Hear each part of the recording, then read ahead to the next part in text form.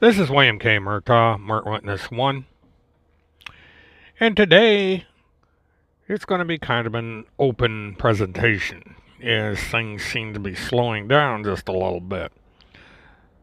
There's not a whole heck of a lot going on in the wild and wacky world of Field McConnell and Timothy Holmseth. Field McConnell is still relaxing in prison, getting 3 squares and a cot. But he is not on the air. There's no jailhouse call today. There was no jailhouse call yesterday. It seems to be that New Year's Day was the last time we heard from Field McConnell. Now, will we hear from Field McConnell again? Hard to say. Will we hear from the field report? Again, hard to say.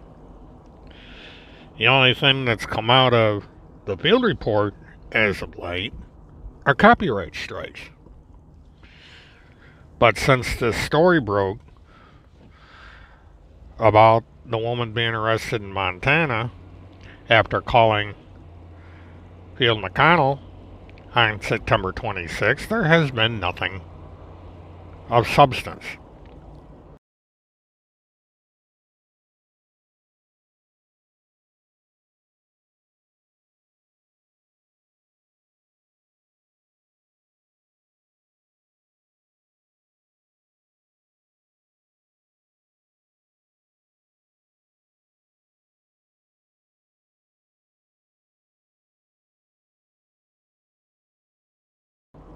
Now, about the only thing that's come out, strangely enough, is from a troll who has the Children's Crusade emblem up on her Twitter account. We assume it's a her. And I personally assume it's one person from Virginia, not from Texas. The individual has not proven otherwise. So I'm going to stick to my contention that this is a rather twisted woman from the state of Virginia behind this particular troll account. And what's interesting about this troll account is that they are begging me to get a hold of Kim and ask her for mercy with what she's doing in regards to Field McConnell. And again, this poor little troll must be reminded that it was Field McConnell who started all this.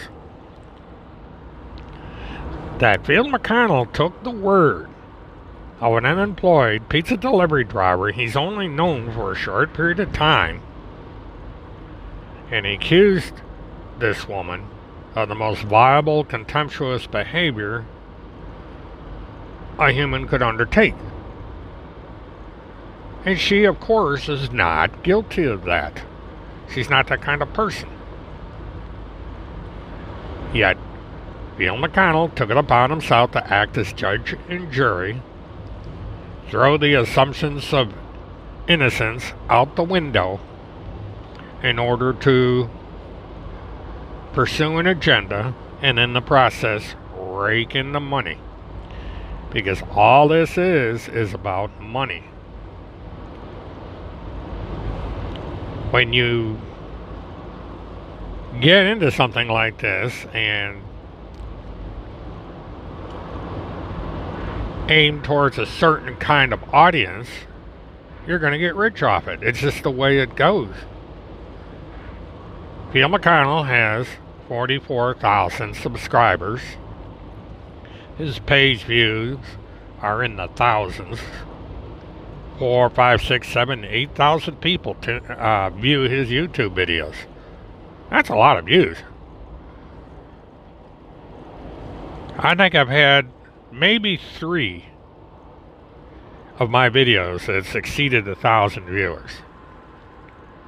Most page views on my YouTube account are averaging around 200 to 300, maybe a little bit more than that on occasion, which is nice. It's nice to know that people are interested for whatever reason in what I'm putting out there. Because for the most part, it's simply my take on current events. So I appreciate each and every person that views my content. But at the same time, this addresses an issue of why people do what they do. Now, Phil McConnell states that his primary mission is the safety of children, to save children that have been trafficked and so on and so forth. And because of that, I kind of scratch my head and wonder how calling a woman silly names and accusing her of the most horrendous criminal activities, and on top of that, threatening her safety and security, is saving any children. And the fact of the matter, it's not. It's taking attention away from children. I saw an article that was written about two guys that are actually doing something about pedophiles and their actions towards children. They set up something similar to what Chris Hansen did with To Catch a Predator, and pretended to be 13-year-olds texting to dirty old men.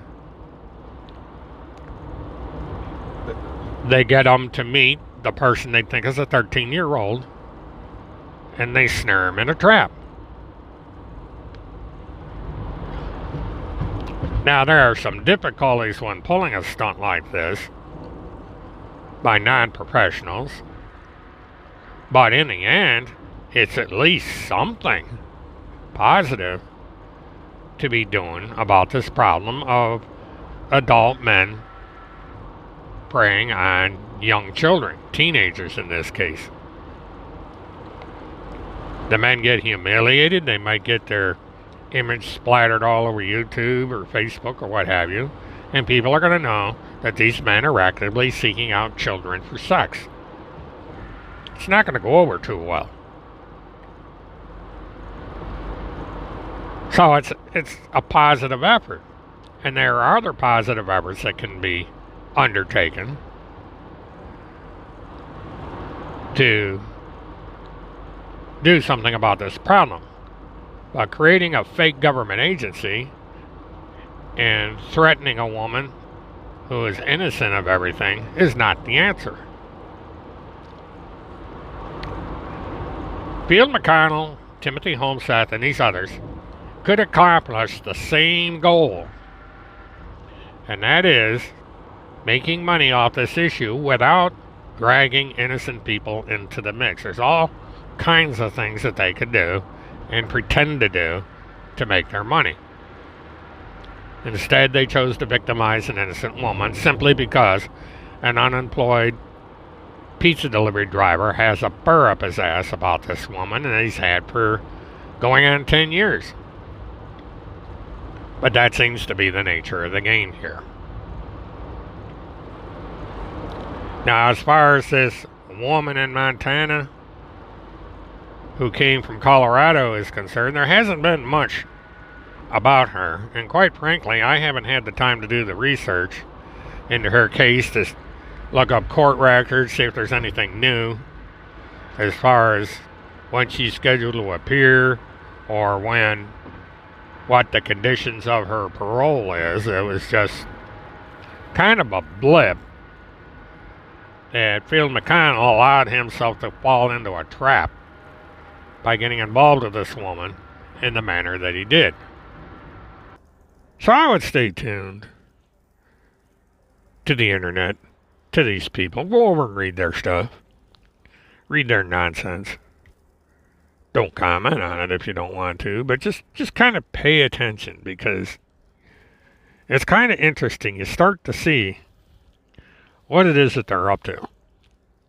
It may not be obvious at the start. It takes a long time to kind of push into the fog that gets put up. But there's this deep underlying purpose for what's going on here. And it starts to get more obvious. It sure as hell got obvious to the government what's going on. And they're doing it. They're going to do something about it. And when the boom gets lowered, somebody's head's going to be squashed. Figuratively. People are going to court. People are going to jail. There's all kinds of interesting things coming our way in January, February, March, and so forth of 2020. This is going to be an interesting year. And with that, this is William K. Murtaugh, Mert Witness 1. Have a good one.